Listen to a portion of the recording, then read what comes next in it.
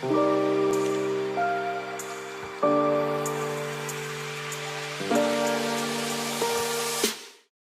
is Charles Schlentz, pastor of Kingdom Come International Ministries. And today we want to answer a question: should Christians listen to secular music?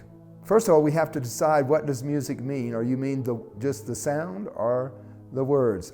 We mean the words and the sound. The words, the lyrics, and the sounds that accompany it. When listening to music, there's different things that we have to consider.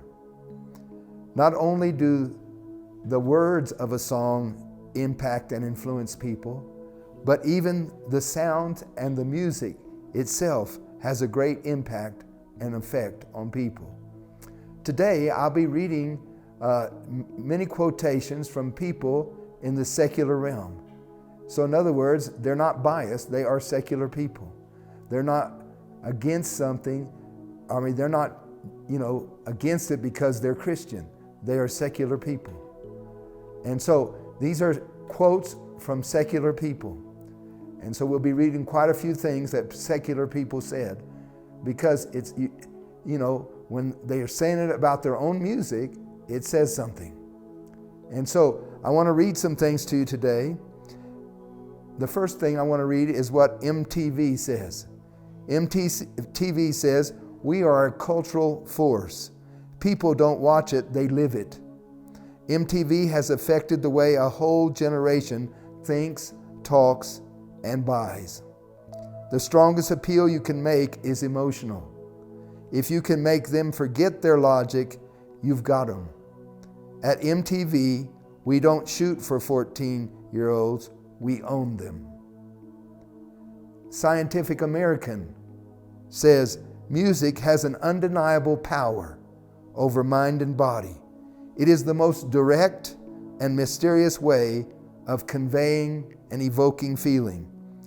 In addition, tunes may work to our benefit on an individual level, manipulating mood and even human physiology more effectively than words can." Music and lyrics music without lyrics consists of three different elements: melody, harmony, and rhythm. Melody comes from the heart. In fact, Ephesians 5:19 says that we make melody to the Lord from our heart. And so the three parts of music also go along with the three parts of man. And so melody goes along with the heart, harmony goes along with the soul or the mind, and rhythm goes along with the body. The thing that people don't realize about harmony in music, harmony causes music to have a word called consonance or dissonance. Consonance means it gives you a sense of stability and relaxation.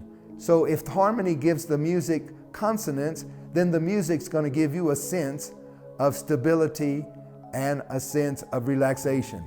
But also harmony can give dissonance.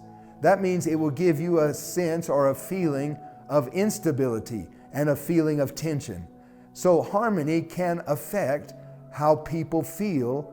The music itself can affect how you feel. And then the final is rhythm. It compares to the body. And I want to read several quotes here when it comes to rhythm, because rhythm is the beat or the pulse of the music. In Simon Frith, in his work called Sound Effects, Youth, Leisure, and Politics of Rock and Roll, he says the sexuality of music is usually referred to in terms of its rhythm. It is the beat that commands a direct physical response. Joseph Michaelis, in his work, The Enjoyment of Music, says, "Rhythm is the element of music most closely allied to body movement, to physical action. Its simpler patterns, when repeated over and over, can have an hypnotic effect on you." When former rock star Michael Jackson was asked why he did immoral sexual hand gestures on stage, he replied, "It's the music that compels me to do it. You don't think about it, it just happens. I'm a slave to the rhythm." This was published in the Evening Star in February of 1993. Henry David Thoreau, 150 years ago, said, "Music may be intoxicating. It has helped cause the destruction of the Greek and Roman empires, and it will sooner or later destroy America and England." Paul Kantner of Jefferson Airplane, a rock group, said the new rock music is intended to broaden the generation gap, to alienate or separate parents from their children, and prepare young people for revolution. Now, these are people who are in the secular field saying this about their own music.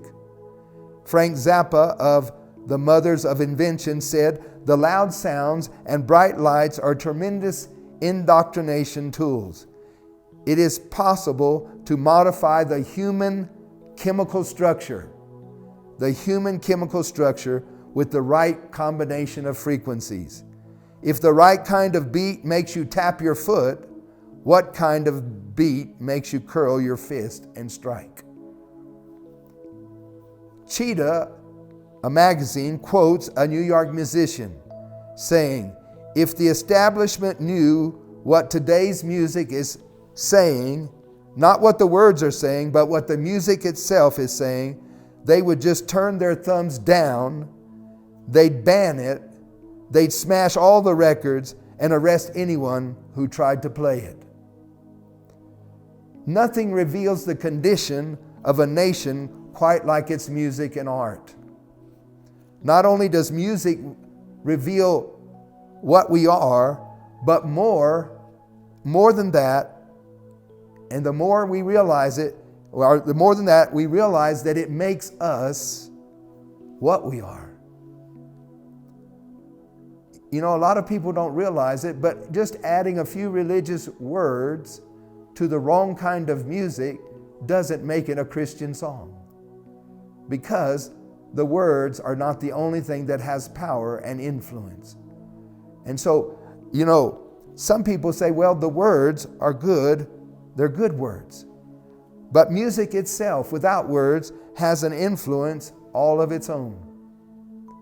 And so, we need to understand that music has an empowering or a wonderful effect on people or a terrible effect on people. It has power to control mind and body. And you know, this is such an important question that we're going to do one more segment to finish it up, because we want to answer the question, should Christians listen to secular music?